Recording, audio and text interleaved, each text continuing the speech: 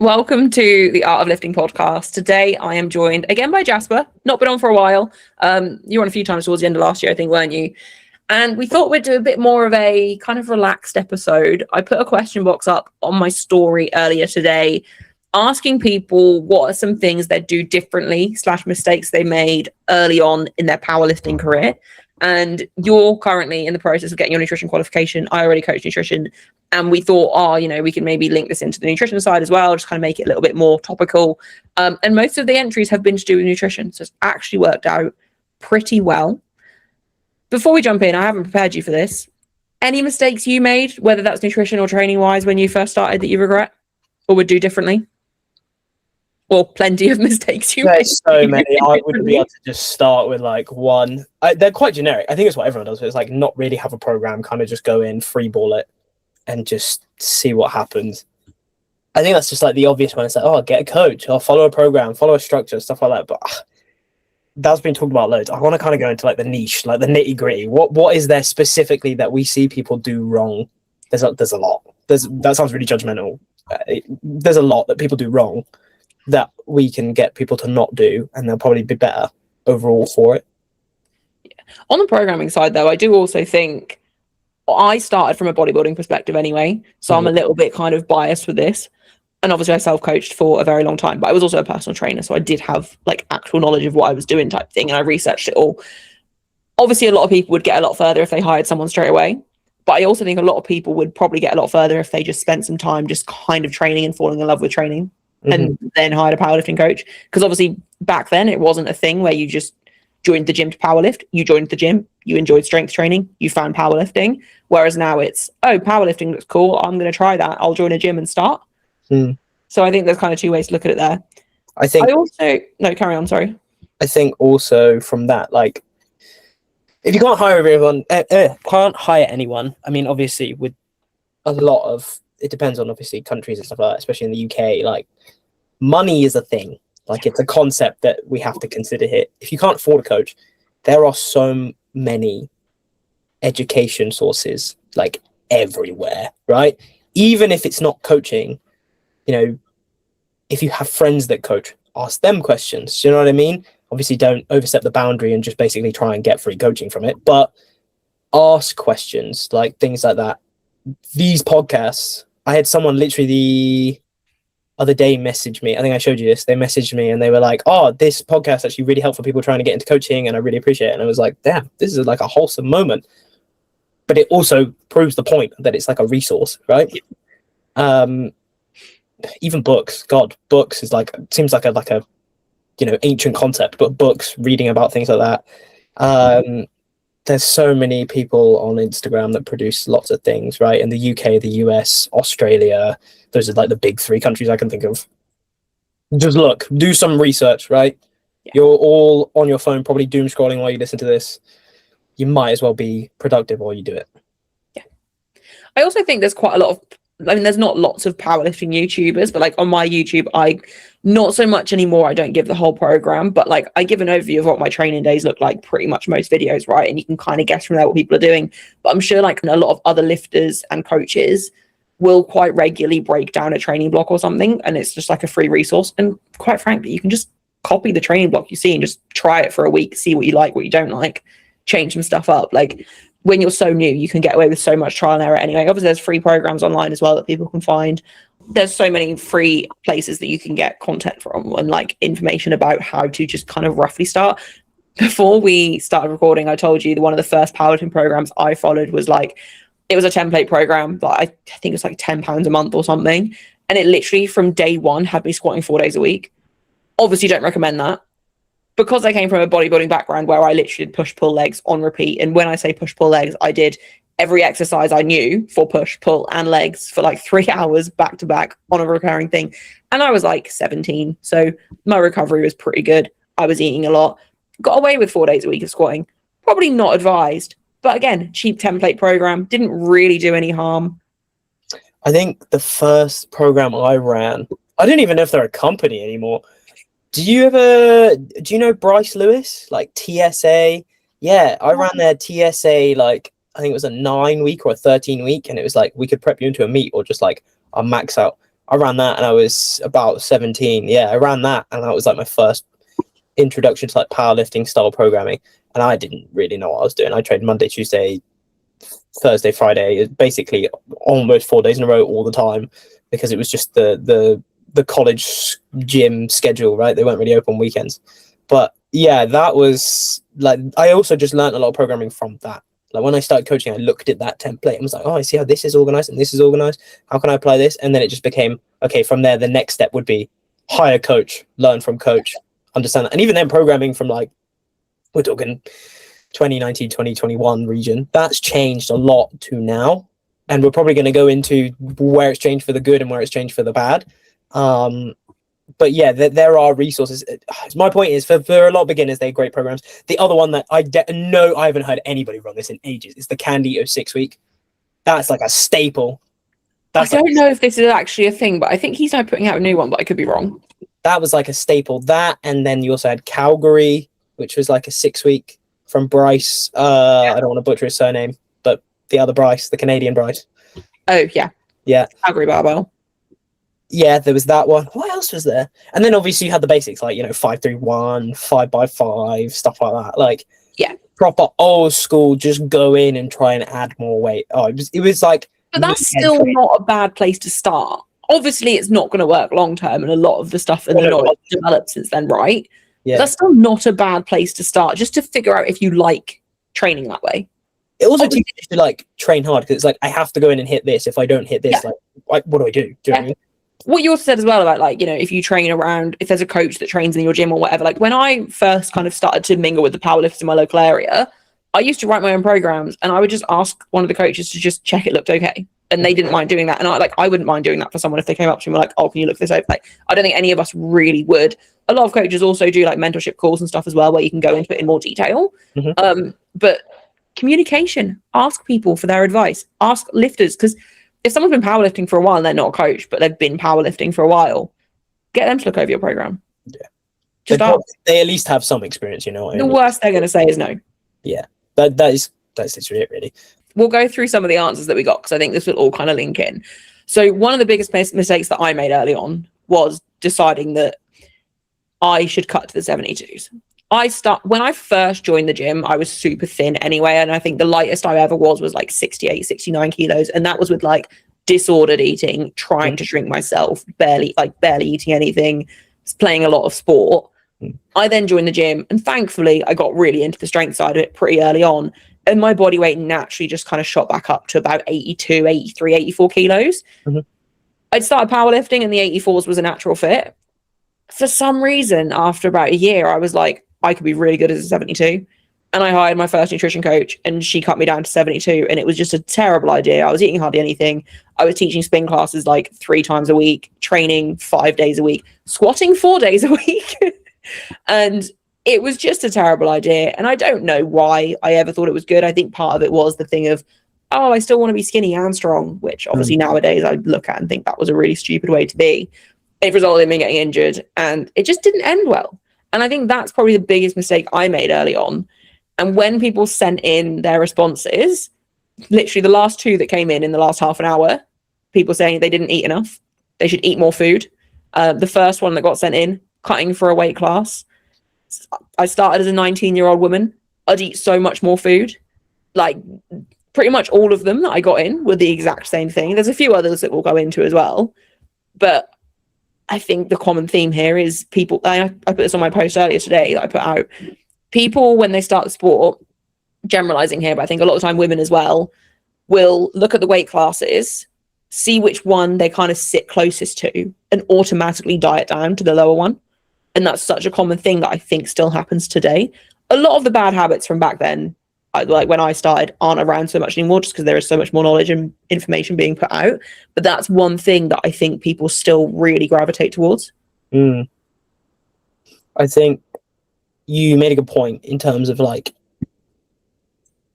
I made a post the other day explaining it as well. It's like education will always be key for decision making, effectively what I said, especially when it's between leading with emotion or leading with logic. The more logic you have, the more the emotion doesn't lead effectively. So with food and nutrition, a big one that I've noticed, especially with just Gen Pop, is, so I work in a gym currently.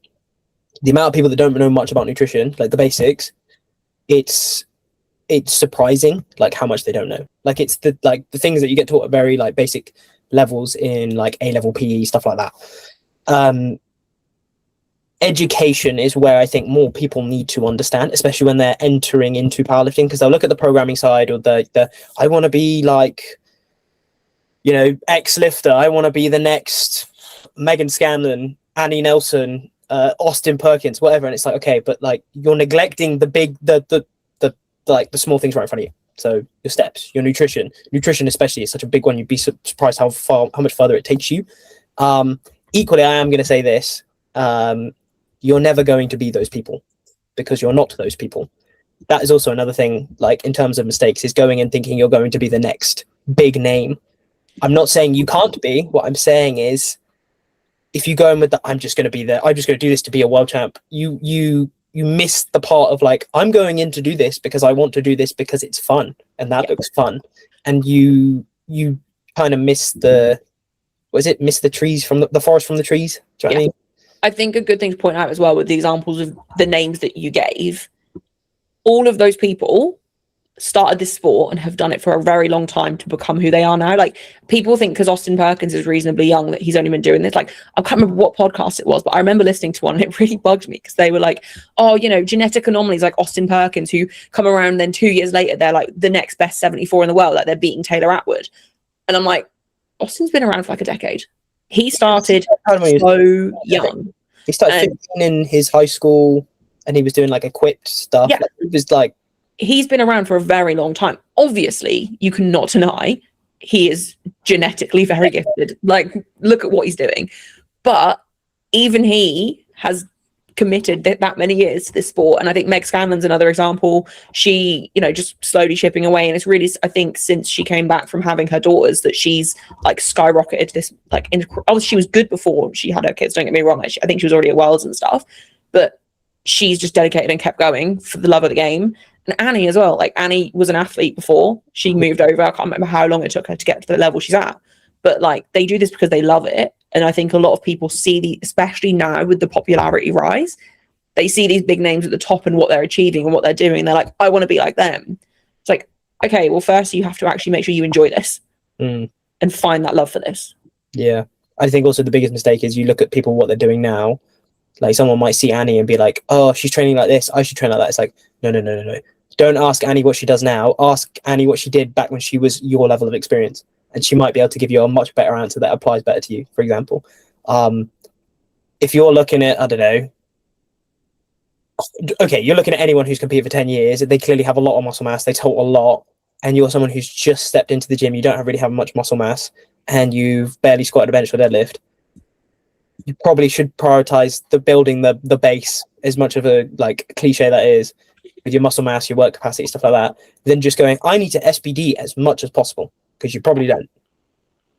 Yeah, and I think, but even when you're experienced as well, I think people think that just because you're more experienced, you don't need to focus on building muscle. I can't remember who put a post out about this the other day, but like, that's still a goal. Even when you're super jacked and super advanced in the sport, you're still trying to do that, even though you're not going to gain muscle at the same rate as when you're newer, and it's not going to be something as clear cut. It's still the goal. Obviously, it'll be more specific as you get further into it for most people. The thing, right, is adaptations go if you don't train them. So hypertrophy is an adaptation. The ability to grow muscle is an adaptation. You don't train it, you're going to shrink. It doesn't matter what you're doing, you're going to shrink. And you need to stimulate growth very frequently. And the thing I've done since, I haven't quit powerlifting, I just took a step back to rehab injuries and also just give myself a break, because I've been doing this 5 years now, no breaks, like proper breaks. And I was like, okay, I need to step back. Still a baby powerlifter, really. Yeah. You know, it's not a decade. Do you know what I mean? But I like to take a step back and go, okay, I missed that muscle building phase, because I didn't come from a complete sporting background like a lot of people, especially in like the US. You see it, right? They come from sporting backgrounds. They join the sport. They're already humongous, right? Then they go and they just their strength kind of progresses, but it's usually just skill and neural adaptation. It's just refining the skill, and that's why they go from like squatting 140 to like 220 in like 3 months. Yeah. But for me, I missed that phase. So that would be one of the big mistakes is missing that phase, going back and either playing a sport or trying to just focus on getting as jacked as possible early on. And I very much have looked into more like bodybuilding philosophies, but like smart, intelligent, like it's basically like scientific bro science, where it's like pure meathead, go in, lift weight, but have an approach to it. And if you ever get the chance, and I would actually recommend this, there's a guy in Australia called Declan, runs a company called the Hypertrophy Academy. I would definitely recommend, because he does a lot of work for hypertrophy for general clients, but also powerlifting work. If you get a chance to get him on, have him on, because he has a very good methodical approach to balancing it with powerlifting that a lot of coaches, and I'll happily say this, neglected for such a long time. And I've spoken to him. I think I've known him for ages. We'd spoken over COVID briefly back then. And when I've started implementing these methods myself and to my clients, everyone's either got more jacked, they feel healthier, or they just enjoy training more. Because it's not just SPD. And this also leads to the hot take you had about burnout, right? Yeah, which I haven't disclosed on the episode yet, but I was just thinking this is probably a good segue into that. Yeah. So I'll quickly just say it. Burnout is one of my biggest topics at the moment, just because we saw quite a big drop off, I think, over the last maybe like 12, 18 months of people that all of a sudden came into the sport, come flooding in, massive increase in numbers. And I think it has definitely like dwindled a little bit. I do think we've kind of steadied out, I think, and people are kind of either taking a bit of a break or coming back from a bit of a break, which is obviously really good to see. And this is not shitting on any coaches. I would like to just say, no, this is shitting all of them, every single one. Everyone that's not me, no, obviously not.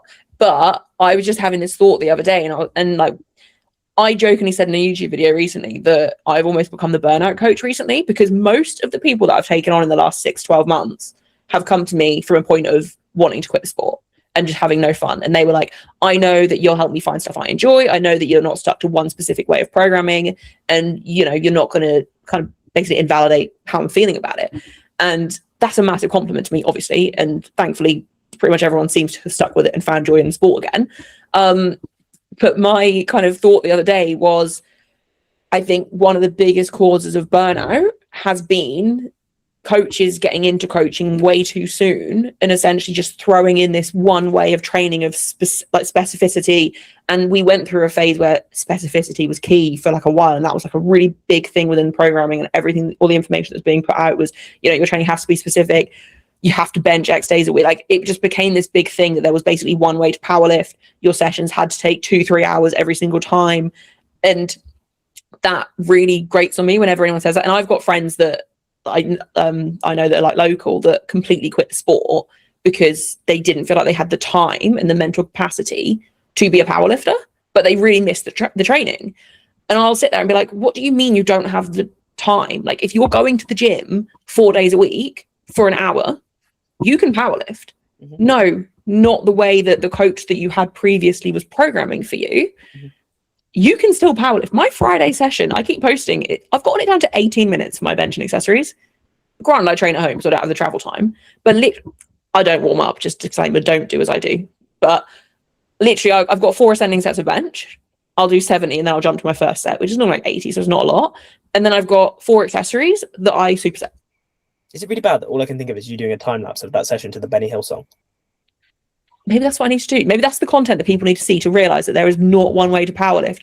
But anyway, back to the hot take. Essentially, I do think coaches, we have a responsibility to make sure that our clients are enjoying training, is what it comes back to, and trying to make it a positive hot take, not just me shitting on people for ruining the sport for these athletes. We have a responsibility to make sure people enjoy what they're doing.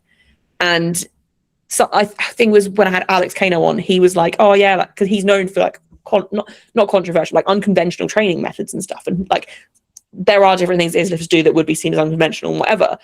But when he was describing to me, his method of training was to do with basically just finding, rather than what's optimal, what people can adhere to long term. Mm-hmm. Was what it came back to. And I literally sat there and I was like, this is common sense. Like, this is common sense. And I felt like I was banging my head against the wall, and obviously completely on the same page as him in that conversation. But there just became this this massive surge of coaches came in that had one way of doing things. And I don't know any other way. exactly that. And I just think if you are calling yourself a coach, it's different if you're coaching your friends and you go, look, I'm new, I don't really know too much yet, I'm still learning, this is how I would program you. That's fine. But if you come in and you say, this is going to be me shitting on people now, if you come in and you act like you know everything, and then you're programming everyone in a way that is essentially making them hate the sport, that responsibility is on you. Have you heard of the Dunning-Kruger complex? Yes. Yeah, it is. I think we spoke about this on previous episodes. It's peak that. It's like, I've stepped in, I know everything, and then you realize you know nothing. And they call it, the initial phase is the peak of Mount Stupid, because you come in and think you know everything, and then everyone looks at you and go, you don't know the half of it. You quite literally know a quarter of it. But yeah, you are right. But also, this is the thing, because we're not saying don't become a coach. That's not what we're saying. No. We're saying if you're going to become a coach, educate yourself and don't get too big for your boots too quick. Do you know what I mean? In It's the sense just being honest about where you're at within coaching. Like, I think the coaches that come up on, like, obviously some of the uni coaches and stuff are incredible, but the coaches that come up on the uni scene that start off by just being part of the uni club and be like, oh, do you know what? I'm quite interested in coaching. I'll coach a few of you guys super cheap, like £30 a month, £40 a month, whatever. That's fine, because a lot of people also can't afford a coach. And that's something that I think people forget. Like, money is, as we said, like, money's a thing. Money is a big thing. A lot of the coaches, a lot of experienced coaches, people can't afford. Yeah. So coaching your mates really cheap or for free while you're at uni, if that's something you are interested in, is a fantastic thing to do. And I'm not shitting on that.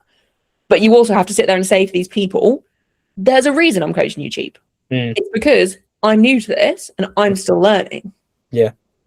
There needs to be, it's about like that honesty of like, I have a limitation, and you're either okay with that or feel free to kind of like not escalate, but like progress on to maybe someone more qualified with it. Listen, you can't stop people from becoming coaches. That's not what we're trying to do. But we might as well give everyone, like, as a coach, if you are a coach now and you don't do this, I'm going to get really frustrated with you. Your job isn't just get your client strong. This is how I look at it. Is my job is to educate people on what to do. You give them the tools, right?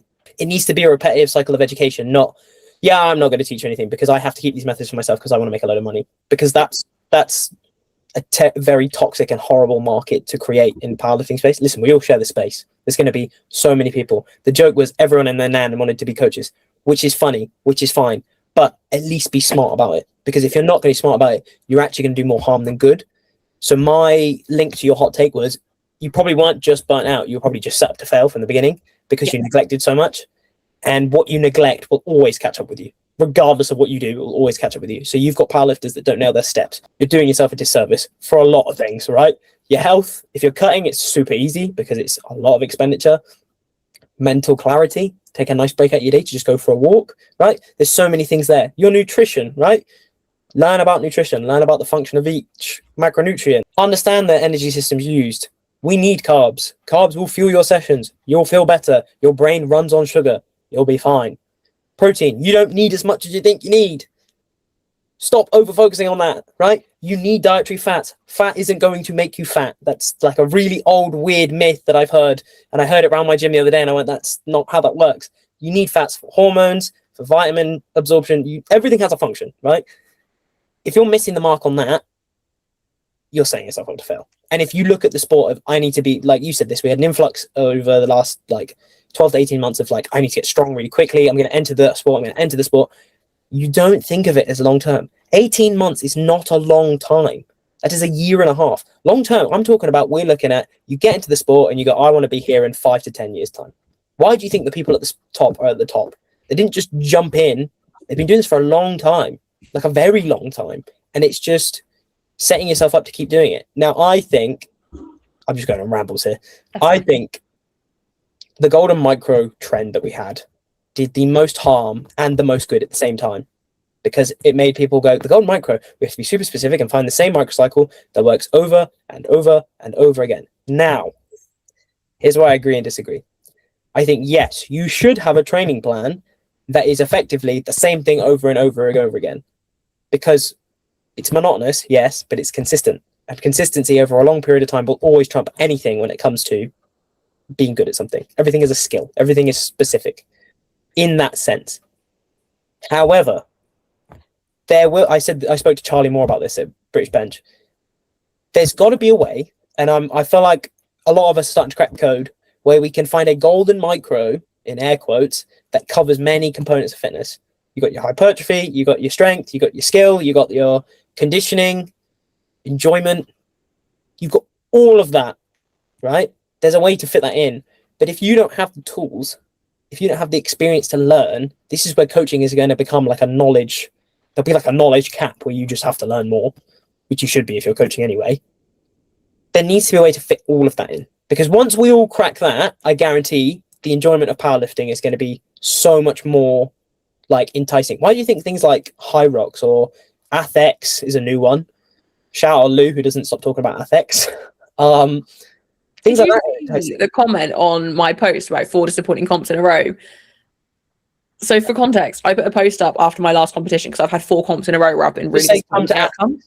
100%. Then Pape comments, have you tried rugby or Athex? And I was like, I would rather bomb at my next meet than do that. And then Brandon commented and was like, Lewis, what are your thoughts on this? And then Lewis was like, I'll give it time. I'm like, no. I love powerlifting. I love lifting. There is not one part of my body that wants to go and do either of those things. Yeah.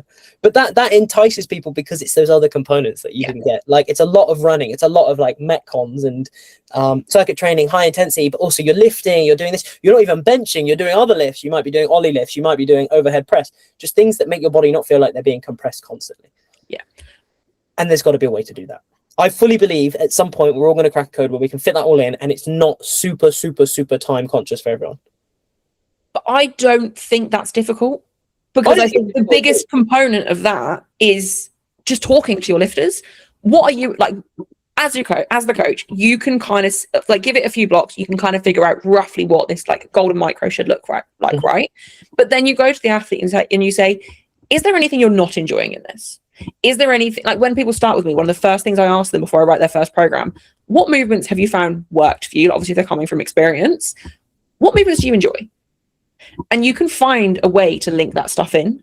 And then if like some people like novelty and some people would rather regularly change things up and maybe not progress quite as quickly, then like I don't care. I'll do the same training block. Like I literally ran when I was coaching myself, 2.5 years, near enough the exact same like macro cycle, literally for 2.5 years. And I loved it until it stopped working.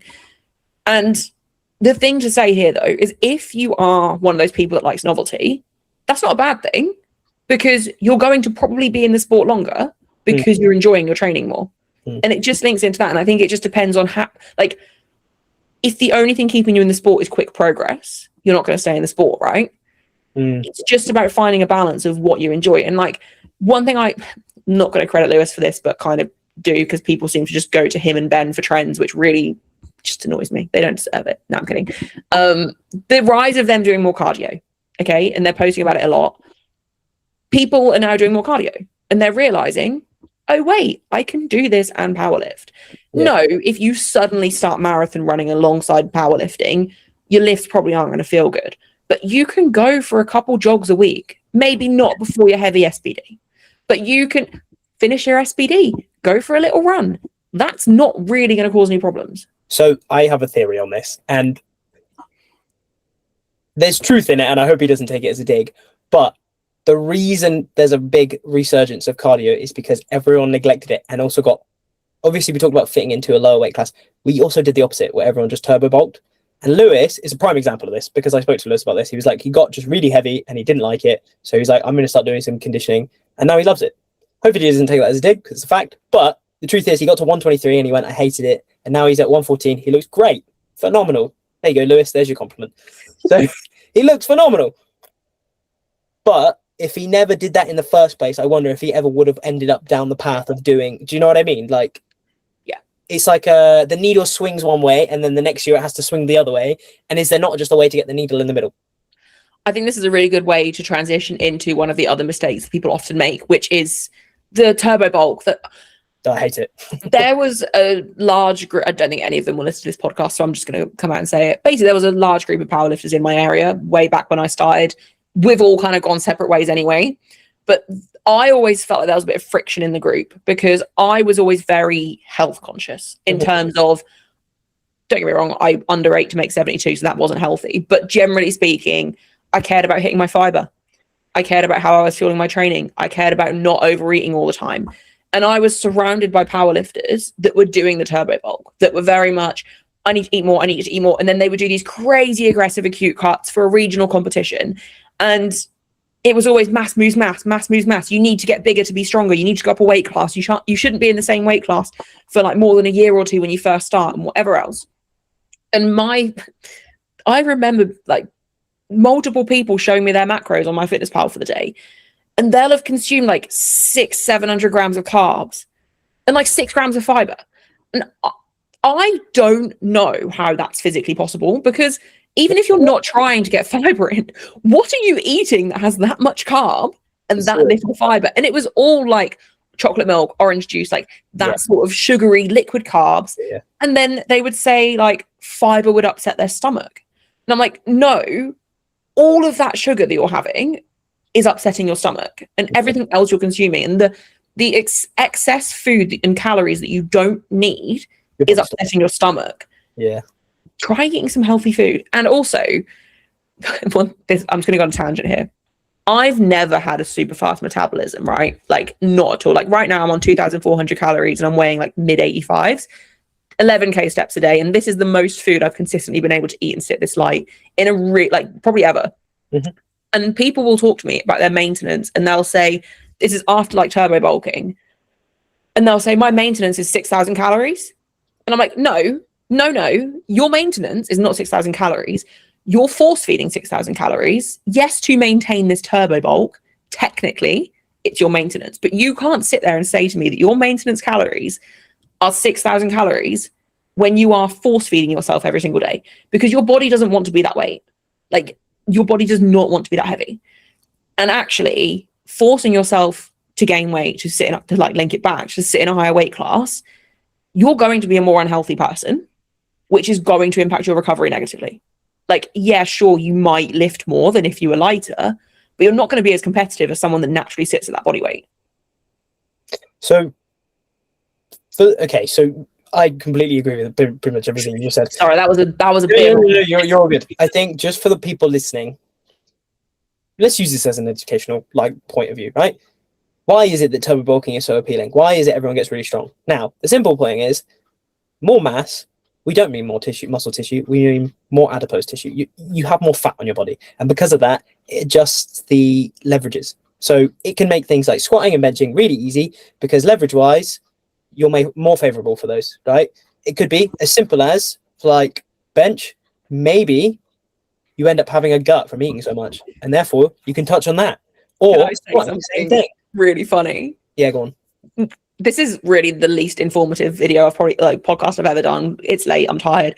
When I first started, I once Googled how to get a bigger squat, and the first thing that came up on Google was to have a bigger gut.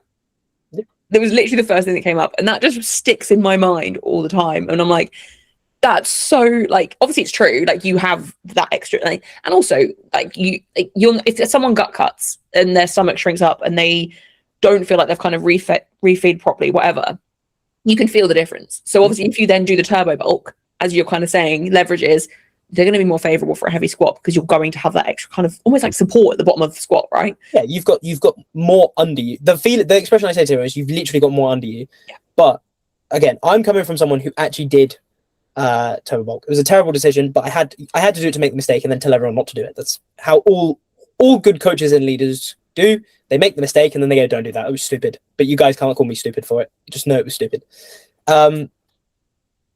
Yeah, my leverage has definitely changed. I got stronger at things. My dead's got worse, because again, if you have more mass around your abdomen, it makes kind of hinging really hard. It's like putting a cushion underneath your stomach, underneath your shirt now, and trying to reach down to touch your toes.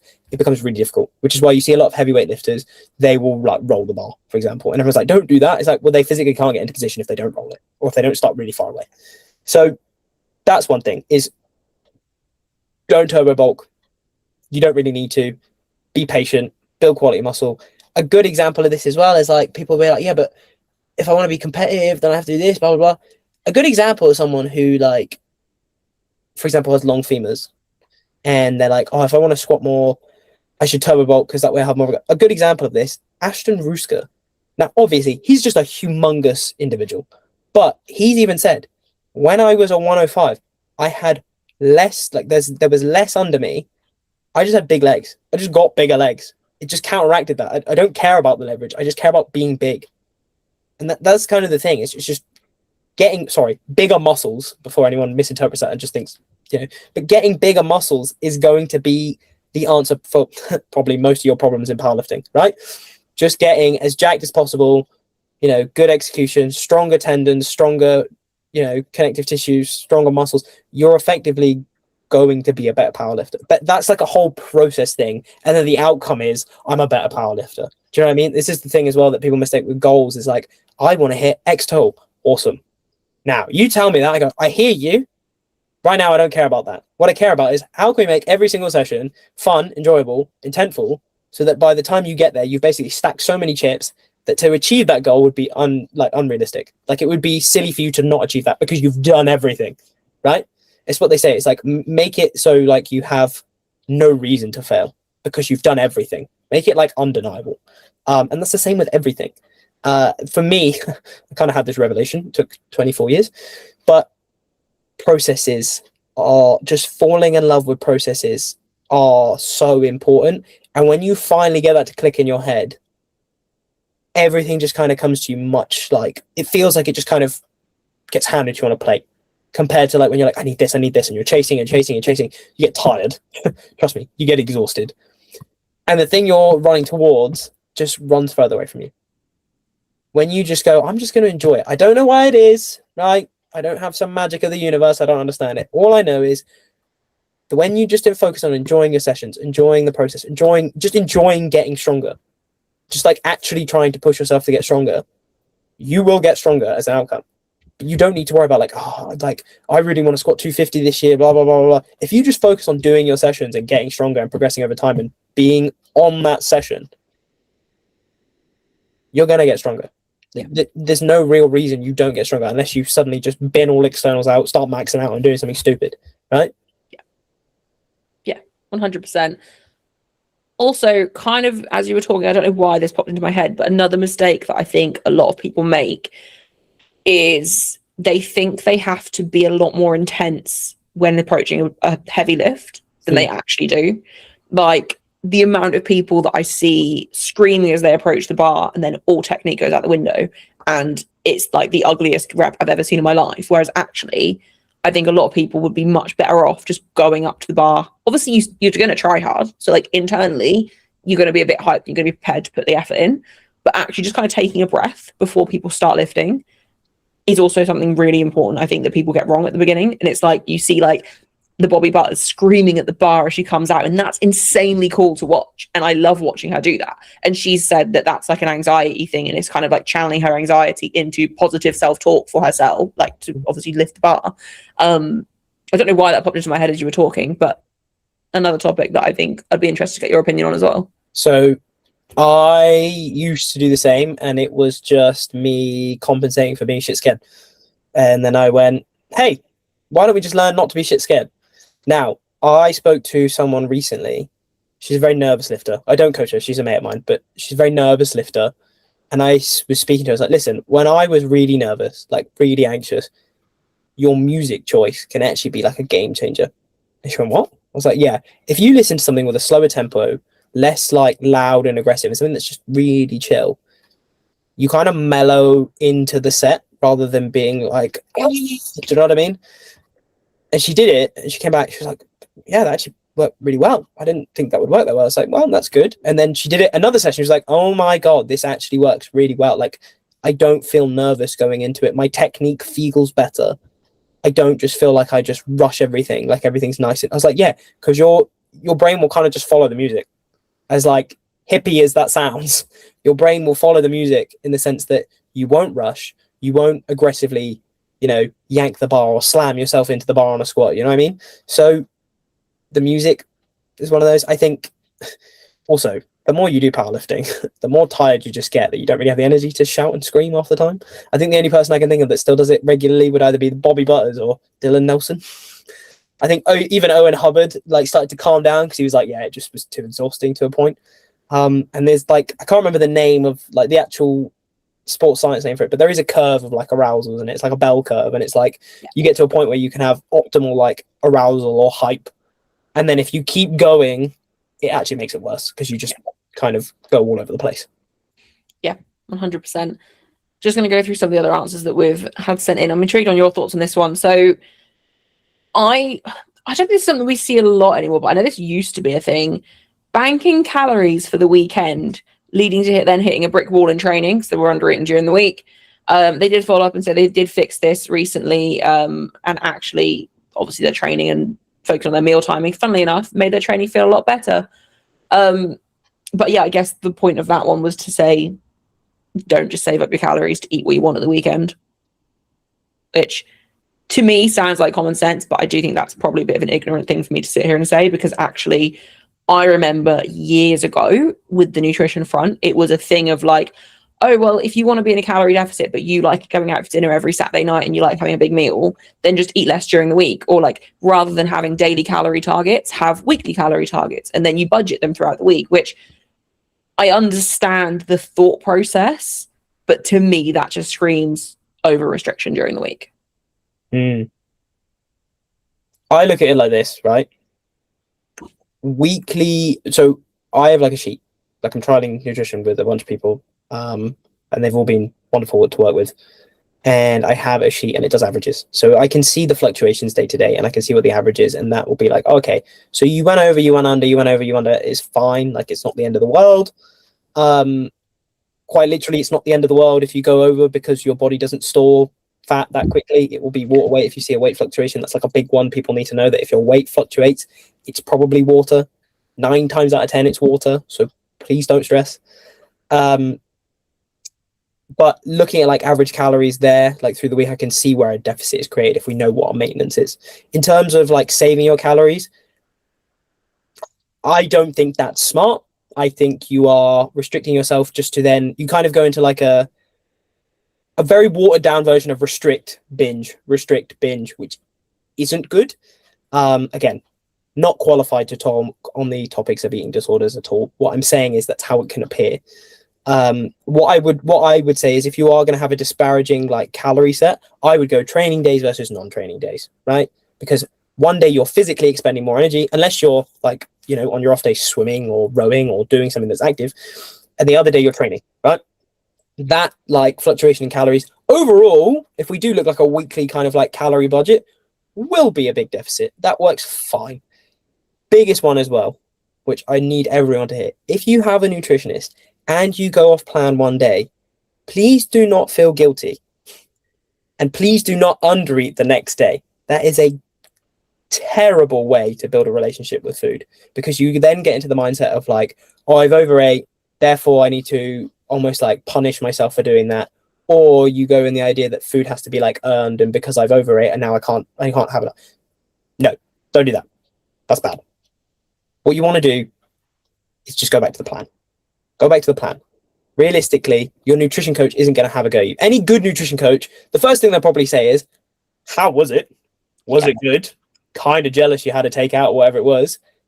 How can we get you to kind of implement things and help with some behaviors if you're finding, I don't know, you have increased cravings, you like to snack. Maybe we can talk about daily kind of calorie budget and where we put maybe snacking. Maybe if you find you like to snack at the end of the day, maybe save some of the calories for the end of the day. Do you know what I mean? Maybe, you have a sweet tooth. Maybe we add some more sweet foods in that might be healthier, but still curb that. There's ways to work around it. The more I've looked into nutrition, the more it's also just like, it's not just like, here's food. It's like, here's your lifestyle. Let's talk about your life. Like, it's like life coaching. Like, how can we sort and help with aspects in your life to make your performance better and just your function as a human being better? Like, your sleep, your hormones, your stress, your cognition, things like that, everything, right? It's all intertwined with nutrition. Yeah. So this is something I spoke about. I think last time I put a Q&A up on Instagram, maybe someone asked me, is it worth having a nutrition coach if you don't want to track your food? And my answer to that was yes. I have lifters that I do nutrition for, that just people that I do nutrition for, that do not track their food. Or if they do, we might just go through phases of loosely tracking just to keep an eye on their consumption. And instead we'll do like a food diary. Because at the end of the day, I'm a nutrition coach. I kind of need to know roughly what you're eating, right? But as a nutrition coach, you're not just looking at calories in, calories out. So when you do have an off-plan meal and stuff, like that's fine. Like it's normal. Like food is a social thing. Food is something that is to be enjoyed, as much as a lot of people are like, no, food is fuel, food is fuel. We're not conditioned like that. Like we are conditioned. Food is something that we enjoy, and that is absolutely fine. And I think firstly, if your nutrition coach tells you off for doing that, maybe if it's the night before comp, they can have a stern word and be like, that was silly, you have to make weight in the morning. But that's not going to happen, is it? There is no reason why you can't still go out and enjoy meals out and stuff like that and have a takeaway or whatever you want to do. Now, as a nutrition coach, I literally will monitor how much sleep people are having, their energy levels, their stress levels, how their performance is in the gym, hydration, appetite. We'll monitor stuff like that, like what they're actually eating pre-workout, post-workout, because that way we can actually see everything and not just calories in, calories out, because all of these things have a like impact from what you're eating, and they're impacted by what you're eating. And so, yeah, just on that, like if you have a nutrition coach and you're almost like worried about, like when I first hired a nutrition coach last year, I worked with Jane Jones for a bit of last year. I'm someone that is all in, and I am very like rigid with things. And that's a detriment to me when it comes to nutrition, because she would set me my targets and I would not go off. And then when I like post comp week, if I didn't have set targets, because targets are always a little bit looser post comp for most people, I would go off the rails, which was why I hired a coach in the first place, because I needed that kind of stability. Whereas now when I'm working with my nutrition coach that I'm currently with, we did have to do like 7 weeks of like super intense dieting at the start of the year because I got too heavy. But now it's very much, I still track everything, but I'm a little bit looser with it. I'm not super strict with it. Over Easter, I ate my Easter eggs, whereas previously I would have saved them till post comp, and then I would have eaten them all in one go post comp and stuff like that. And it's like, there's no reason to feel restricted just because you're hiring someone to look at your food, I guess is the point I'm trying to make. But also the big thing is like okay, if you're going to get a nutrition coach, if you want to get the absolute most out of it, yes, track everything. That's like a given, right? That's like saying if you want to get the most out of a program, fill out a sheet. But also track the things that aren't on plan. Yeah, everything. Track everything. Yeah. It's not about guilt. It's about pure data. It's about literally what's gone in and the energy expended out. That part is important. But equally, you can be like, okay, maybe you had this. Maybe we can sub out things like this. Oh, you're getting bloating and gut issues. Maybe it's this food. Could you note down what food you had beforehand that did this? If it was this, here's what there's more strategy to it. It's not just you ate this, change that, like it's a discussion. It's always a discussion. At the end of every week, I'll have a check-in with these clients and we'll have a conversation. It's a pure on how was your food? How was your sleep? Were you having digestion issues? Did you have an increased hunger? Did you have less hunger? How was your stress levels? Blah, blah, blah, this. And then we can just kind of dissect it slowly, and everyone gets that like actual breakdown rather than just being like, oh, so your weight's dropped this week. Awesome. That's it, guys. Do you know what I mean? Like there's that level of like attentiveness you need to have. And with things like that, it's very much, there's always a way to track. It just doesn't have to be counting calories. And that's completely fine, because I understand that for a lot of people, that's a big step. And maybe you want to build up to that. Awesome. There's ways to do that. Again, not qualified to speak on it. The only people that are really qualified to speak on people with eating disorders are nutritional therapists. It will always be that way. Your nutrition coach, unless they are that, can't do that. Yeah, I think that's quite a big distinction to make as well. Like nutrition coaches in powerlifting terms, generally speaking, we're sports nutritionists. We're not dietitians. Obviously, a lot of like Hannah, for example, Jane, they have degrees in it. They are further qualified, but like we're not therapists. We're not trained to deal with things. We are here to help you optimize your sports performance, which obviously also includes those lifestyle factors. Yes, right. And with things like that, there might be a way to track, right? Even if you don't have any sort of disordered eating, you just like don't like counting calories, also completely fine. But find a way to track, because it's just data. It's not about this is where like the logic side comes in. It's like it's just about trying to use logical information to help you get to a point, right? Which sounds really black and white, and I don't mean it to, but it is. The more information you have, and this is where education comes in, because you also find that people that like maybe they get a lot of food guilt or they don't understand, it's genuinely I don't understand, and that's fine. because you want to create a space as a nutrition coach or any sort of coach that people should be able to ask questions without going, I wonder if they think I'm stupid. And I say this to every intake. There is no such thing as a stupid question unless it's, can I max out every day? Of which the answer will obviously be no. Other than that, ask away, because I'm happy to teach you. Like I said, my job is to teach you. That's my job. So just ask. Never feel like you can't ask me a question. If I don't know, guess what? I'll say I don't know, and I'll find someone with an answer and get back to you, because that's what it's about. It's okay to say I don't know. I think that's also another thing, back to the coach's point of view, when everyone's starting, is when you're starting out as a coach, you want to prove to everyone that you know things, and you never ask for help, and that can do more harm than good. Anyway, tangent. Point is, if you want to get most out of your nutrition coach, track in some capacity for your own benefit, for what you feel comfortable to. You'll find with a lot of nutrition coaches, we will want you to lead the way on what you feel comfortable with. We're not going to just go do this, because if you're not comfortable with it, you're not going to adhere to it. It's like training. If you don't like it, you're not going to adhere to it. Therefore, it's pointless and it's shit. It's a shitty program, or it's a shitty plan. Right? One thing that I found really helpful, and what I get my lifters to do, or like my nutrition clients to do as well, is if let's say you're going out for dinner and you can't get the nutrition information anywhere. Obviously, on a lot of apps, you can find something similar and kind of take an estimate. But if you're not going to do that, just track the rest of the food you have in the day.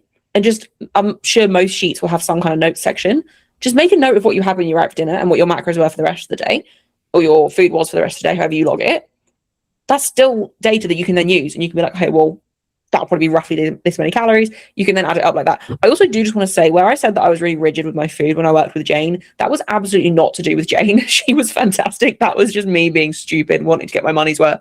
And I didn't think you were on about that. I'm not gonna lie. I just thought you were incredibly structured. Very, very structured with very structured and doesn't like change. Yeah, and also with me, I think it's more I'm just tight with money. So anytime I'm paying someone for anything, like even like with Lewis and my coaching, and he was like, are you actually going to be coachable? I was like, if I'm paying you, I'm coachable, because I'm not wasting a penny of my money. Like, I'm going to throw every problem I have at you. You can find the solution. Like when I crashed out after, in my head, I crashed out in training a couple of days because I had a really bad session. Yeah. And then I literally said after, I was like, this isn't my problem. This is my coach's problem. And I just passed my crash out all onto him. So, you know what? That's also a big thing. It's like, if you have a coach, like, let them do their job. Yeah, 100%. And that doesn't mean, like, you need to tell them what you're thinking, what you're feeling, your thoughts on things, and you can give suggestions, whatever. But like, if you're having, like, I had a bad session, and there are other reasons why my session was bad, but overall I had a bad session. Rather than me, like, my coachy brain, like from when I was self-coach, came in and I was like, well, I haven't done this, but I think we need to add this and this and this. And I went, no, I'm paying someone to make these decisions now. It's not my job to stress over it. I need to trust the person that I'm working with to find the solutions to the problem. And that's exactly what I did. And the mental relief of not having to figure those things out myself was great. So definitely another mistake people make, I think, is often just not leaning. I think when things get difficult in training, a lot of people kind of like almost recluse and like kind of revert back into a shell, rather than just saying, this isn't feeling great, I don't know what to do. Yeah, pretty much. And I think also, like, you picked that coach for a reason. Do you mean, like, so I'm going back to, I took a break, like I said, I'm going back to Devraj. And today I was like, I had a bad session. I'm thinking too much. I'm going to message Dev. Hey, Dev, can we have a call? Because I'm thinking too much. It's so, as a coach as well, it's very easy to do that, because your job is analytics. Like, you just analyze everything to the point where you can't even switch it off when it comes to yourself, right? For you, it's like, you would have found, like you said, you would have found this when you're self-coaching. You could be rigid with everything, but suddenly you're like, should I change that? Should I do that? I mean, no one's going to stop me, so I might as well. Do you know what I mean? And see what happens. Like, but you almost do it in the sense of like, surely this is going to mean an immediate change. And it's like, no, you just have to be patient. But telling yourself that sounds stupid. But you're going to tell everyone else that, because that's what we're meant to do. And then you get someone else to tell you to do that. And you're like, why didn't I think of that beforehand? Gosh. And it's like, you just ignored it because you're a coach. Right, we're very much do as we say, not as we do. I do think being coachable is also a skill that comes with time as well, especially if people don't come from a sporting background. When they like, a lot of people in powerlifting, they find powerlifting like as adults, and they hire a coach. They've never had a coach before, or maybe not since they were a kid in some kind of sports at school, whatever. Especially in the UK, like I had a football coach and stuff when I was younger, and different sports coaches and stuff, but it wasn't the same relationship and dynamic at all. Where, I'm stubborn. I've been self-coached for a long time. I like to think I know best. I have had to learn to be coached and learn to be coachable. And I think some people get frustrated when they first hire someone. And I'm sure you've worked with people that seem uncoachable at first, but over time, they like, you have to almost say to them, like, being coached is a skill. Like, being coachable is a skill that comes with time as well. Yeah, I'd say that. I mean, no, okay. What I'm saying is, like, yeah, there have been some people that have been like initially uncoachable, and you have to sit there and be like, right, are you gonna let me do my job or no? Because if you're not, that's fine, but I'm gonna have to send you on your way, because it's like, what's the point? Basically, if you hire a coach, please don't think you know better than the coach, because that was the point of you getting the coach. And I have worked with people that have done that, and it was really frustrating, because it's like, here is the plan. I could lay it out flat. I could tell you exactly what we're doing. I could tell you the next 16 fucking weeks of what's going to happen. And if you're not going to listen, that was pointless. Do you know what I mean? So if you're going to get a coach, you have to understand that you basically have to be adaptable, and you have to understand that someone is going to be telling you what to do, and you have to just go, okay. And if you disagree with it, tell them you disagree with it and start a dialogue. Don't just be like, I'm not doing that. Yeah, you have to be an adult and communicate back both ways as well, which also is something that some people just aren't used to doing, especially like, I think, younger people. Like, if you're a younger lifter and you're hiring a more experienced coach that's like 10 years older than you, and you're like 19 years old, for example, you're probably not going to have the confidence to say, I don't think this is right for me. But you should say that, because also, as I've gotten older, my saying for most things is, what's the worst someone's going to say? As I said earlier in the episode, no. Okay, that's fine. I also think a mistake people make is not shopping around for coaches. Like, I always, when I was self-coached, had a list of people I would inquire with if I got to a point where I needed to hire someone and I felt like I was hitting a roadblock. And ever since day one, I've had that. And obviously that's changed a lot over the years. And like, I'm working with Lewis, and I don't want to compliment him, but I'm working with him because I know we get on really well. Personalities match enough. He's just as stubborn as I am, which means that he's not going to let me give him shit, and he will tell me to shut up if he needs to. And programming wise, we have a fairly similar style, I think, or at least I thought so, and we do. I picked someone that I knew would fit with me, and whenever people inquire with me and they're newer, I say, get back to me when you have a decision. Make sure you inquire with other people and have conversations with other people. Even if we gel super well, I still want you to shop around and have a look for other people, because I want you to know that whoever you pick is the person linking it back that you trust the most. And you're not going to know that just from a few Instagram posts or a couple of your friends are coached by this person. You need to speak to these people and trust your instinct and go with the person that you think you will trust the most long term, because trust is such a big thing. If you just go with the most popular coach right now, your personalities might not match and you might not actually buy in. Yeah, I think that's the thing, is like following hypes, following trends. Listen, sometimes as a coach, you have like a golden goose of a client, and it will get you loads of clients because they look super strong, and that's awesome. But that random kid that's just come to you with no lifting experience compared to your international athlete, they don't need the same program. They don't need anything alike. They're not even going to respond the same way, right? You may not even get on with them the same way because it's a completely different person, and that's fine. But I always say as well, if you're a coach, right, and I know me and you have these because we spoke about it, is have also a list of recommended coaches. If someone says to me, I think I'm going to go in a different direction, and they go, okay, have you spoken to anyone else? And they're not, I'm not sure yet. I'll go, okay, based on the call I've had with you, I could probably figure out what your personality is like, right? I've got the soft skills enough to understand how a person operates, and I will have a list of people at the ready to send. It's like a list of like 12 people, and I'm like, here they are. Here are the prices that I know of. They may have changed. Go check with them. Talk to any of them, right? Based on the needs you need, right? If you want someone more specialized in nutrition, go to them. If you want someone more specialized in rehab, go to them. If you want someone who specializes in something else, go to right. There's a list for everything. This is just like having a phone book full of contacts. It's really helpful. But you want to make sure, yes, you're coachable, but also you gel, right? Okay, I'll give you a primary example, right? When I had a call with Dev, right, we got on seconds into the call. Like, to the point where it's like we gel very, very well. And I was like, yeah, okay, this would be fine. This would be a good personality matchup, right? And that makes the coaching process so much easier, because it's not only like, I get on with you, so therefore it's easier to trust you. Do you know what I mean? Like, if you can't get on with your coach and you're constantly at odds, how can you trust someone? That it doesn't make any sense, right? Also on that as well, like, I want to know that, like, speaking as an athlete or as a coach, like, if I'm going to someone's competition, I want to know that they're going to feel super comfortable and have a fun day competing with me, they're handling them, / me being there with them as my handler. Like, I don't want to hire you just because you're the best programming coach ever and I know you can get me super strong. If then on meet day, it's going to be super awkward and we're not really going to get on. Like, a big part of having fun on competition day is the person handling you being someone that you also get on with. Yeah, this is true. Yeah, not gonna lie, the worst is if you've got a handler that's really boring to speak to. It's so bad. I've been at comps where you can see people like handle. This is not to shit on anyone, but it seems like an awkward first date. Kind of like sit there like this, or the coach is like kind of just sat there, or they're checking their message. It's like, do you like know this person? Like, are they your lifter? Or are they just like wondering? Like, it's just one of those. It's like, I feel like I can confidently say every lifter I have, pretty much most of them I could have a laugh with on comp day. Some of them are like super serious, and I completely rate that because as a handler, you should be able to match their energy. But I could probably have a laugh. I've got, God, I don't even know how many people I'm handling at Bucks. Like, I think it's 14 now, but I coached like 10 of them, 9 of them, sorry. And I can have a laugh with every single one of them. I can go in, I can have a laugh with every single one of them. I can adapt all sorts of sense of humors. I can also get them to be in the exact same like mindset, ready for the platform. You as a coach need to be adaptable, right? As well as the client. So again, this leads back to, if you're trying to also coach, be a people person. Don't be weird. Don't be a weird robot. Nobody likes robots. I had this conversation the other day. There's a good kind of weird and a bad kind of weird. Anyone can be the good kind of weird. That's fine. One more point I want to make that you kind of made me think of there, and this isn't a mistake that lifters make. This is kind of a mistake that some coaches make.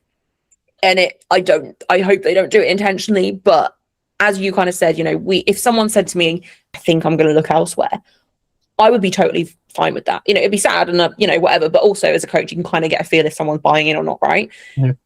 I think one of the most important things a coach can do is create a safe space where people feel able to leave. The horror stories I have heard of coaches guilting people, trying to get them to stay. But yeah, one of the best things you can do is create a safe space for people to leave. And also, like you said, have people, like, their personality. We have enough contacts within the powerlifting space. We hear stories. We can recommend people if they're not sure who they want to go to, which usually they've got an idea of who they're kind of thinking of, right? Which is totally fine. But even then, I will still say to people, just make sure you inquire with a few people, because it's so important to make sure you shop around. But like the horror stories I've heard about coaches not essentially making it okay for people to leave and making people like actually feel scared to leave, or say they're thinking of leaving, or express that they're not super happy with what they're receiving or how things are going. Like, I pride myself in the fact that the people that work with me know that they can be so brutally honest with me if they want to, and I will not take that personally, because at the end of the day, it is also a business, and that's feedback that I can then use to improve. If someone says something negative, I can take that on board and create it, like turn it into a positive. Whereas I think some coaches are just so unable to, I don't know if it's the people like person thing, like you mentioned before, about not being a people person, or I think like when we said about, we weren't obviously earlier when we said, we're not shitting on new coaches that come up that coach their mates for cheap and kind of start out super like kind of before they've got the experience and they kind of learn as they go. We're not shitting on people that do that, because that is absolutely fine. But I don't know if it's from like a place of insecurity that some coaches that have been around for longer almost feel threatened by these people coming up. But my logic on it is, at the end of the day, if this is what you want to do, you're going to keep doing it. And you're going to outlast any of these people that are coming up that are just dabbling in coaching. So why are you feeling stressed and worried about people that are just coming up and dabbling in coaching, rather than just focusing on continuing to grow with what you offer people? Does that make sense? Yeah, I said this, it's not about being the coach in the spotlight. It's about, can you stay on stage for a long time? Yeah. If you can stay on stage for a long time, you're going to be fine. You're going to have a constant, like, you're going to have people come to you because you deliver a quality service. You're a good person. You're just a good person. That actually gets you really far. Just don't be an asshole. I promise you, just don't be that. Be knowledgeable. Be able to say, I don't know. Be able to empathize with people. Like, I don't think you understand. If you can understand someone's struggles, or at least take 5 minutes to just listen to them, that does a lot. And I don't mean just do it to be performative. I mean actually care, right? Actually listen to people, because you are dealing with people, right? You can do all that. People are going to recommend you. Most of the time when you get a recommendation, it's going to be word of mouth, or someone's just seen you share, someone's seen like a repost, or you've been tagged in something, things like that. But most of the time it's word of mouth. And the only way you're going to have good word of mouth is by being a good person, a good coach with a good quality service. That's all you got to focus on. Don't worry about, I need to have this many athletes or I need to make this much money. It needs to be, I am a good quality coach focusing on my current roster, and that's only going to grow by me being good. But I also think even within that, looking after the people that have left as well, like people leaving, if they leave on good terms and they've whatever reason they've left for, they will also recommend you to people. Like I've got people that left me 2 years ago that are still sending me people now because we had such a good relationship and they just decided they didn't want to powerlift anymore. And they still recommend me as a coach because we left on such good terms. And I made sure that when we were working together, it was a fun, productive thing. Like, just look after the people you work with. But anyway, that wasn't the point of this episode because we did an episode before, I think, on coaching. We were going to talk more about mistakes people make, which, to be fair, coaching mistakes does link into that. I wanted to talk about some of the nutrition mistakes that I see, and we kind of hinted at some of them earlier. We will start wrapping up soon. Yes. Meal timing is one I want to talk about. Me and Taryn have had this conversation many times in the DMs about meal timings. I'm happy for you to take lead on that one. So I think people eat too much, too close to their sessions of the wrong type of foods and then feel like shit in their sessions. I think it's one extreme or the other. They either do that or they just don't eat enough. I had someone that was having quite not bad sessions, but inconsistent sessions. Yeah. And I was like, what is your pre-workout meal? And all my powerlifting athletes have access to like a lower level of nutrition coaching, basically, where they essentially just ask me questions. They have a sheet to log stuff on still as well. And there is a pre-workout meal section. And it kept saying bagels. And I was like, okay. It was a bagel thin, which is like 25, 30 grams of carbs, an hour and a half before training. And I'm like, let's start with doubling the carbs and then maybe more. And we'll go from there. And funnily enough, that was a really easy solution. But I also think you're right in that people often eat the wrong food and too much of them, because I think when Hannah was one of my first ever guests on the podcast, and I remember us talking about people really overestimate how taxing a powerlifting training session can be.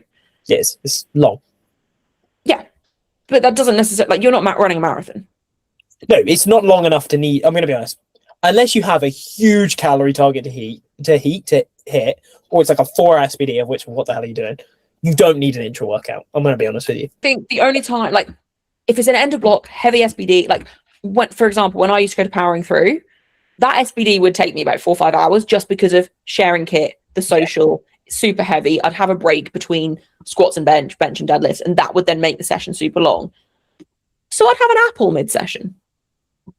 Fine. But I'd also have it about half an hour before I benched because there was such a long break between the two. But generally speaking, if you're going in, like 99% of your sessions, you don't probably need anything intra, and you don't need a crazy large meal before. And I do agree with what you said about liquid carbs or something intra is probably going to make you feel better. So there's a couple of reasons for that. Part of it will also be, so you have receptors, right? You have receptors in your gum that will basically, when carbs are in the system, your body will go, oh, we've got carbs in the system, so we're going to have a bit more energy. And when you have low carbs, your nervous system will like perceive higher fatigue, which is why you feel sluggish as well. So even if you just like, there was like a study done where people would like suck on a sweet only in their gums, and it would like absorb through the gum tissue into the bloodstream a bit quicker rather than digesting. So there's that. There's also that, right?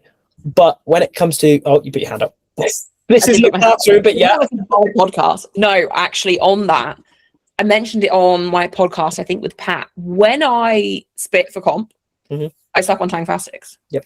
Tang Fastics have a sugar coating around the outside, which obviously I'm absorbing because I'm sucking on a Tang Fastic. I'm not eating them, but that's obviously being absorbed.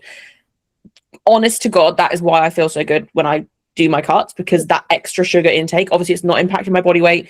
It's literally just making me feel a bit more alive. Like, I don't feel good if I hot bath. Like, if I have a normal relaxing bath, my blood pressure plummets. I get super lightheaded. I always have to make sure that I rehydrate after, like, even just a normal relaxing bath. So when I'm sweating on the morning of comp, that can be a little bit risky.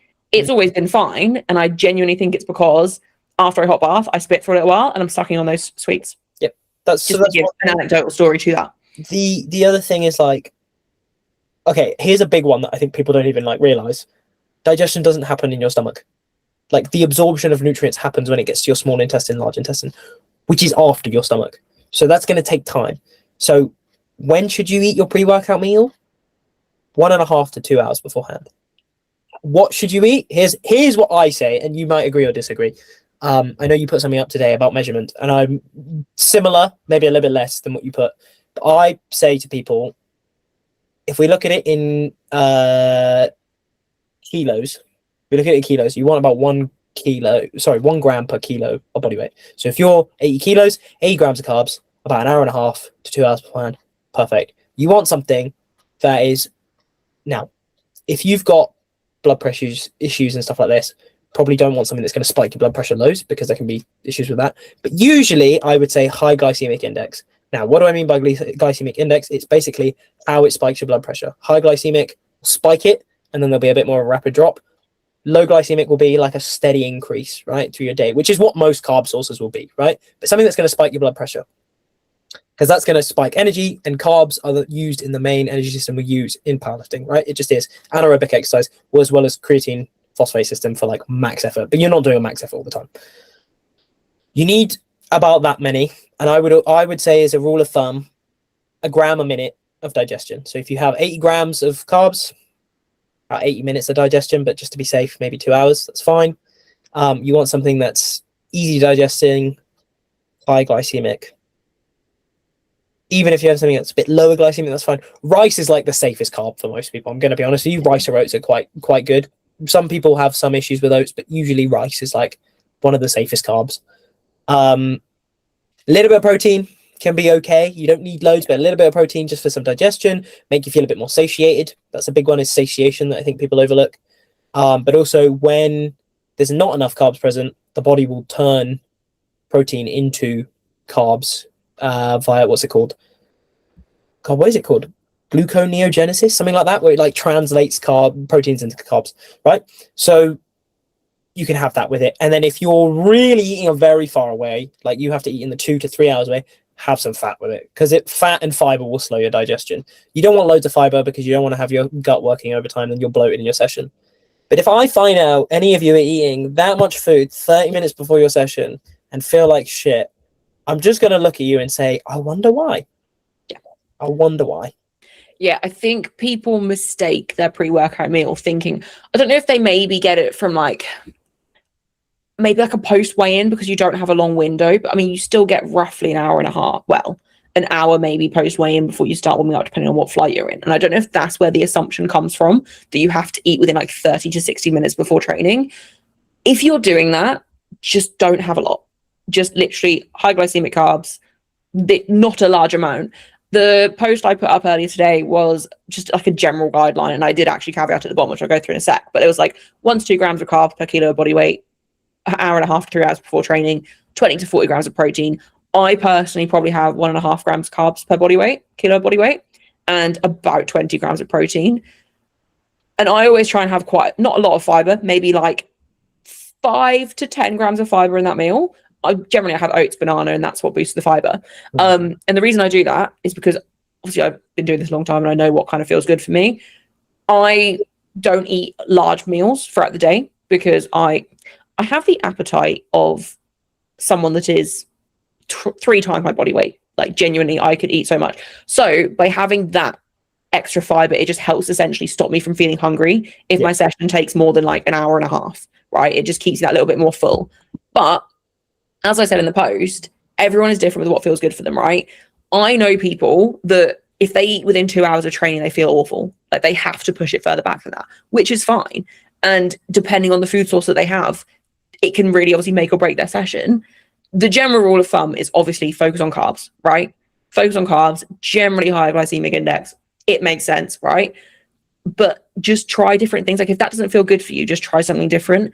I think the main thing is just avoid high fats, right? Unless you're, like you said, if you're more like the 3 hours pre-training, you can get away with it because it is slower digesting. It's going to stop you from feeling super hungry when you get in the gym. But people definitely assume that the meal timing should be closer to training than it actually should. You can have a quick sugar boost pre-training, like, or something.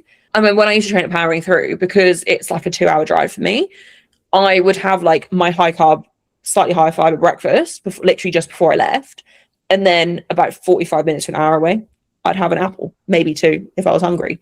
And that would be all I'd have until I then either, if I wanted a mid-session snack or post-training. I get hungry, guys. But I know that that's fine for me because I feel good doing that, right? And that's where I put in my post, make a note of the time that you eat pre-training. And this is what I get my lifters to do on their spreadsheets as well. Make a note of the time that you're eating pre-training and what you're having. And then when you review how you felt during your training, we can look at why you had a good session. And quite often the food is the reason why. Mm-hmm. I agree. I think also, like, you're only going to know within those ranges what works for you by trying it. Avoid high fat, high fiber, high protein all at once. That's going to be like a recipe for never digesting food quick enough. Like I said, digestion happens in the small and large intestine. It doesn't happen in the stomach. The other thing that we haven't mentioned, which is underrated and for gut health and for bloating and for all sorts, is two things. One, chew your damn food properly. Stop wolfing it down, because the reason you probably feel bloated is because Sean's pointing at us, I was saying I do that, is I like food. I know, but if you do that, you inhale. No, I am aware. I know. So bad. So, and the other thing as well is, like, if you rush your food, if you're like, big thing, if people try and talk to me while I'm eating, I'm very much like, don't speak to me, because I'm there to enjoy my food. So just let yourself enjoy your food, right? The other thing is, once you've eaten, go for a 10-minute walk. I don't think you understand how good that is for your digestion. The physical movement and like cross-body swings when you walk, things like that, like, it literally helps your stomach churn up food. So that can help with bloating. It can help with digestion issues. It just makes you feel better. Also, it gets your steps in. Look at that. It all ties together. I say one of my biggest bits of advice to anyone, if we increase their food for whatever reason, if they start to feel bloated, is try just going for a little 5-10 minute walk post after you've eaten. Just slow, steady walk. And it 9 times out of 10 will fix the problem.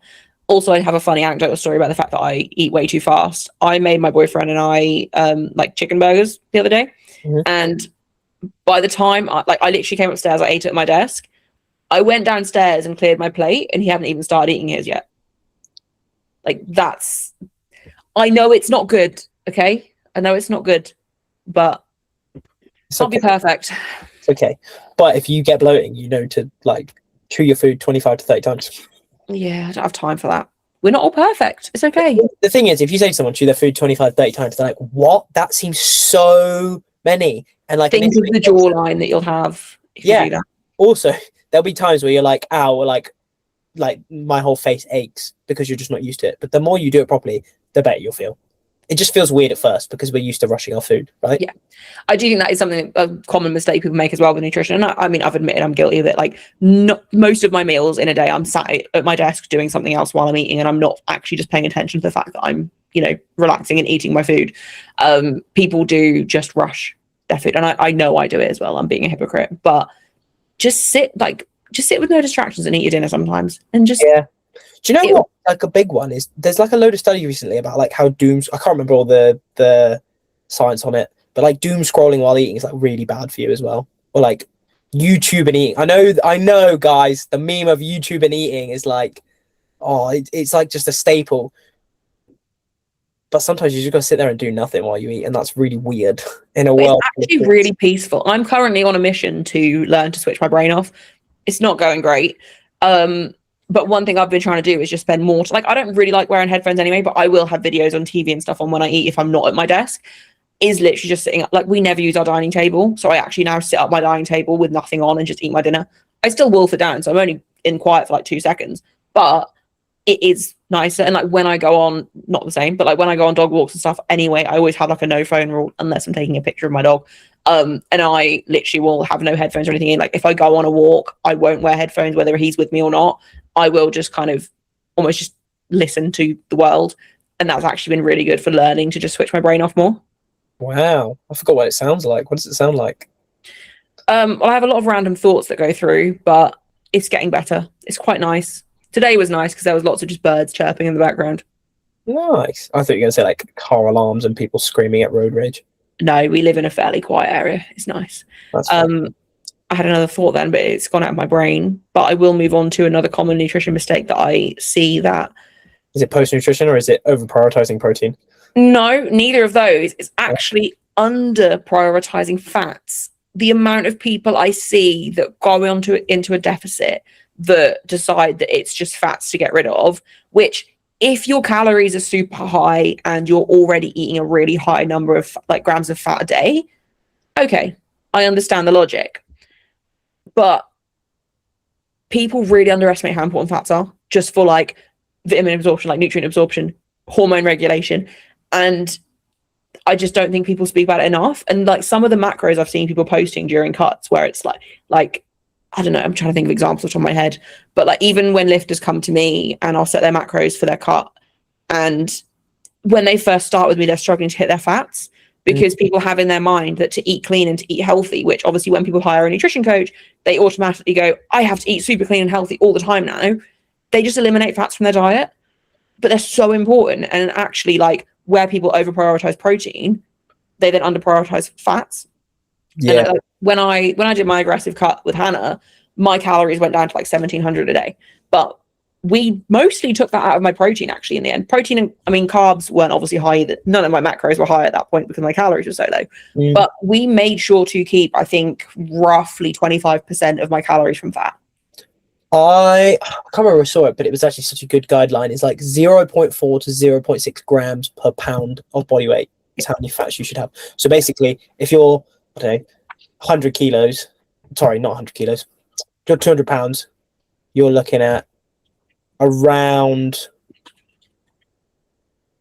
no, have I got that wrong? I've got that wrong. No, yeah, around like 80 to 100-ish grams of fat, right?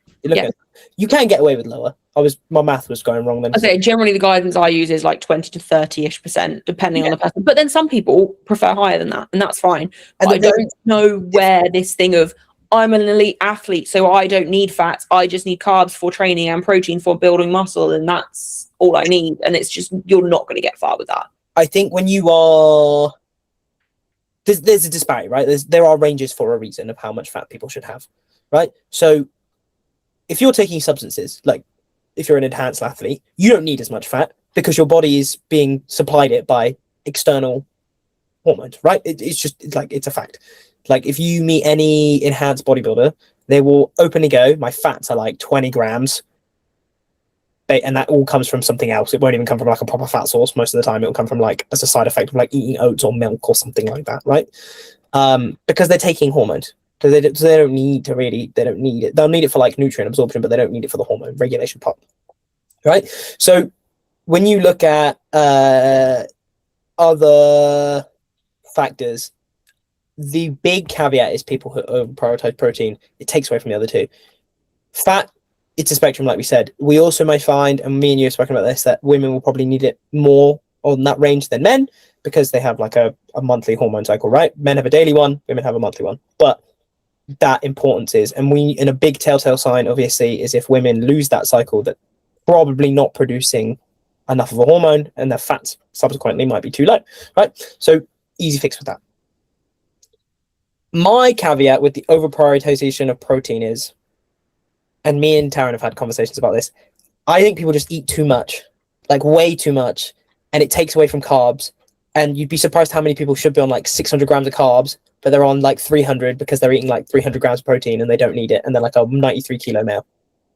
Yeah, I will say with my deficit, one thing me and Hannah really noticed, and we paid a lot of attention to, because when I started with her, my protein's always been around like 170 to 175-ish grams a day, like as a kind of point. I don't know what I weigh in pounds. Let me double check that. But when I was quite heavy when I started. 85, so you're probably looking at like 100. 185, 190-ish, I reckon. 190 pounds, 190, 192 pounds. Yeah, so around like 185 to 190. So yeah, 170 is obviously just below 1 gram per pound of body weight, which is what a lot of people say the recommendation is, right? Like that's like the gym bro starter guide, whatever.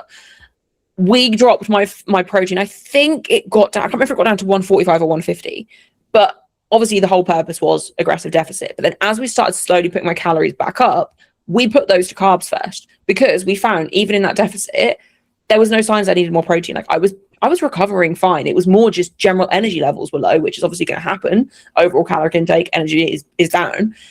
So we just started increasing my carbs back up. And actually, I mean, we have now put my protein back up because my calories are pretty high now. But the difference it made in just putting those carbs back up, whereas a lot of people would have panicked and first thought, no, I need more protein.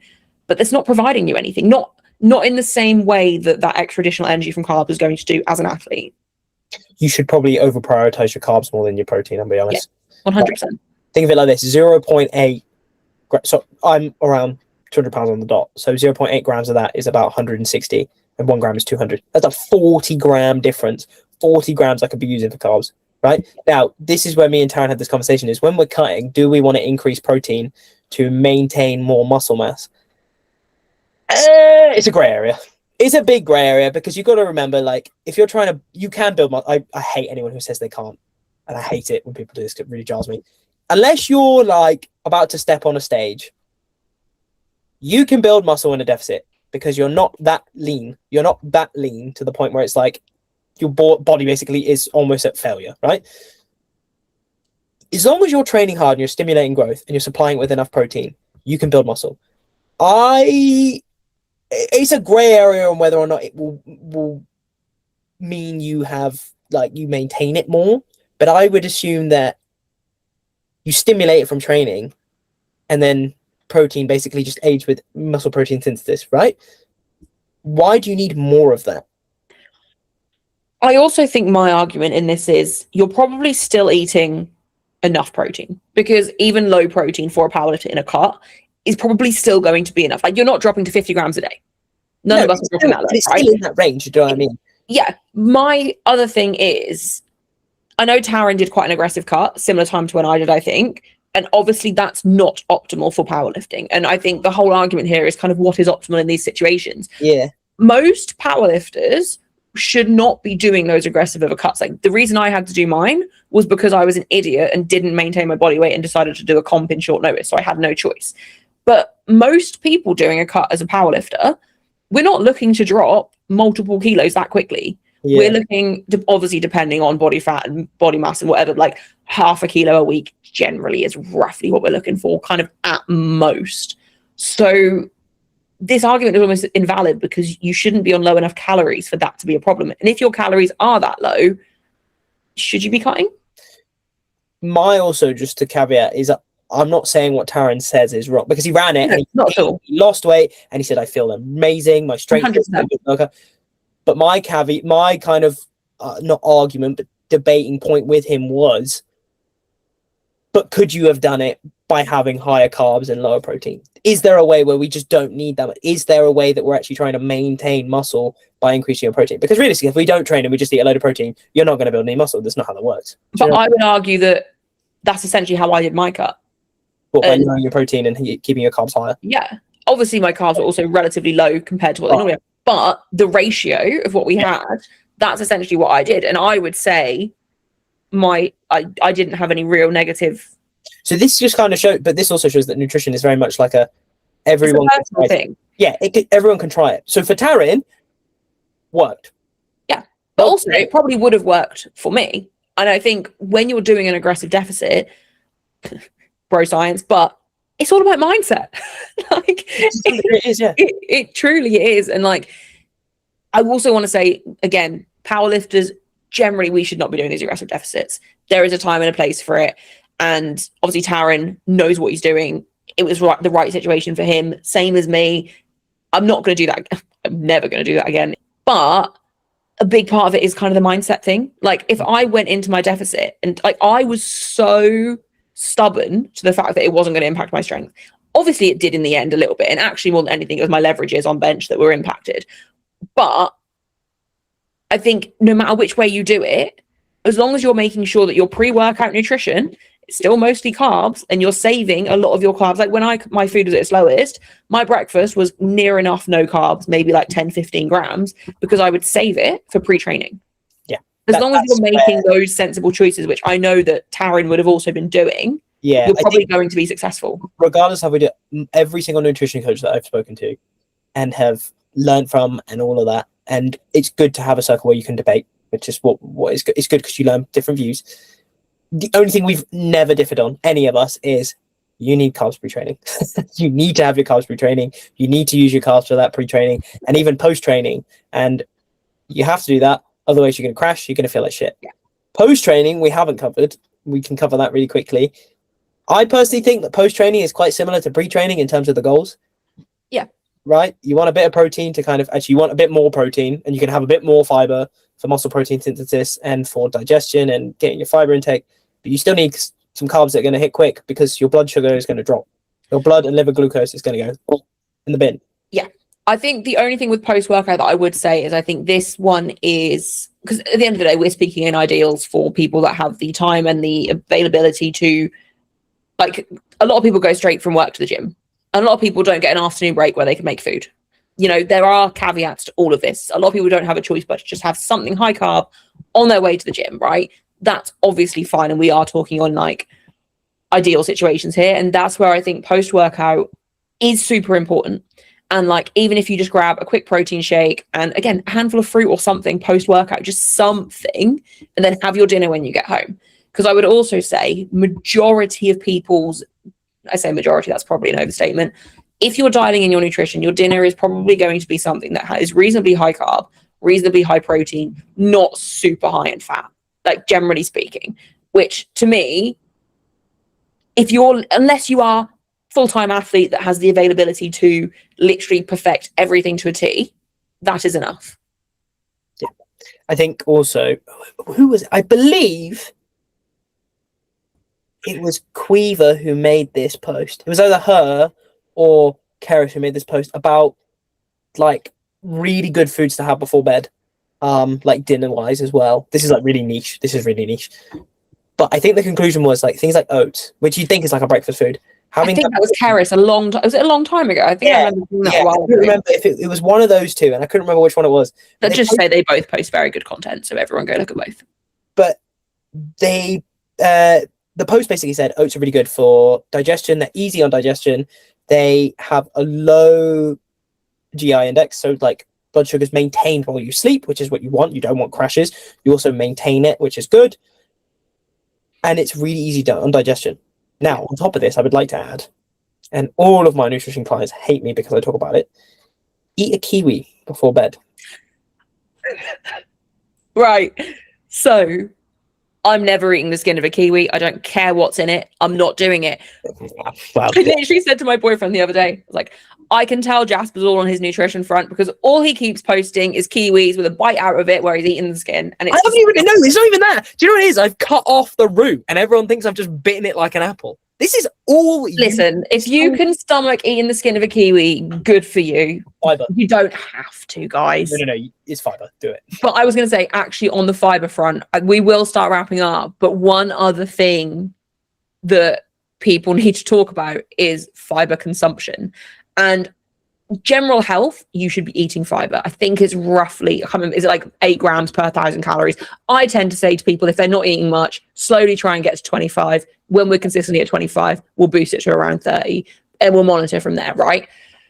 But another thing that bothers me is when people want to do a gut cut, which I don't recommend for most athletes. But if you're going to do a gut cut and you're not eating fiber, you're setting yourself up for failure / not a very big drop. Eating insoluble fiber before you do your gut cut is very important. And you should be eating it anyway, which is like berries, whole grains, that type of thing, before they then do the fiber drop off. Because you're just going to basically have more stored in your system to then drop off, which is the point of a gut cut. All of that round will cycle back to basically say, please eat fiber, especially if you're going to be acute cutting, because otherwise, what are you cutting? I like how you used the professional word for poop. It's stupid. Yes, I did. I'm an adult. That made me giggle. Yeah,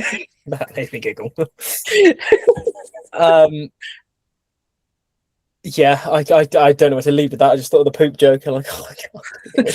No, I think, as I mentioned earlier, like, people don't prioritize just general health enough on the nutrition front either. And I think fiber is a big part of that, obviously. And I keep seeing a lot. The thing I'm liking at the moment on everything we've spoken about is people are talking about things with more nuance. I think the sudden rise of like short form content came at a time when people essentially just had a black and white lens of things, where people are now actually starting to apply nuance to things. Yeah. And a lot of people are sitting here and they're making posts like, why are you worrying about protein when you're not eating fiber? And I think that's a really good thing. Obviously, they're both important, but it's like we said earlier with the training stuff, is like the needle's gone so far one way, we kind of have to find a way to bring it back to net neutral. So it's like, oh, you all bought into like Aldi protein pancakes and Aldi protein this, and no offense, Aldi, I love your stuff, but protein, I don't think Aldi are listening.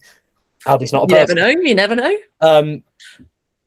Like, you invested so much in that, and everyone's like, guys, what about the other like 2 macronutrients and technically 3 with fiber, and your, fruits and veg, and your vitamins and minerals. Guys, we're like right here, and all you're focusing on is the protein all the way down on the left. I think, but even with like the hyperbulk, the aggressive cuts, like all of it, it kind of all just leads back to trying to live a healthy lifestyle, which is not very glamorous, but actually It's like it is boring. It's not boring. It's monotonous, and for some people, that's boring. But it also doesn't mean, and like this is a big thing with nutrition as well, it doesn't mean perfect. It does not mean perfect, but you should be hitting your fiber. Don't get me wrong, if you're currently eating no fiber, gradually increase your fiber, or you will have stomach upset and discomfort. Like, just slowly increase it. And some fiber sources for some people aren't great, and they need to just get it from other sources, and that's fine. There's plenty of options, but like, just look after yourself as a human being. Get your vitamins and minerals in from whole foods. Try and eat a lot of whole foods. Supplement where there's gaps, but like, just look after your health. And then as an athlete, funnily enough, you'll probably feel a lot better. Yeah, you probably will. I don't know why I was saying probably. You definitely will, right? Like, you're actually fueling your body with good nutrients, which it's probably been deprived of, and also in good amounts, that your body's also going to be sat there like, oh, I can actually use this rather than just store the overhaul. Yeah. And it is boring and not glamorous, but it is simple. And again, it doesn't mean everything has to be perfect. Like I said earlier, I know what I should be doing. I still scoff my food down in 2 seconds. I'm still working every time I eat my meals. No, it's not ideal, but it's still better than just eating junk food all the time and taking no accountability for it and just trying to like how I was eating in December, for example, was awful, and my training felt awful. I felt unhealthy, and actually I think my injury in my hamstring and everything started to get worse during that time because I wasn't looking after anything really. I was still training. I was definitely eating enough calories, but I was eating all the wrong things. I felt super inflamed the whole time. And that's the other thing with nutrition as well. Like, it will impact things like inflammation and how you feel in yourself. So yeah, takeaway as we wrap things up, just be an adult. Just eat like an adult. Eat some vegetables, eat some fruit. Okay, I'm going to wrap the video up here. Thank you very much for joining me. All good. Thank you for having me.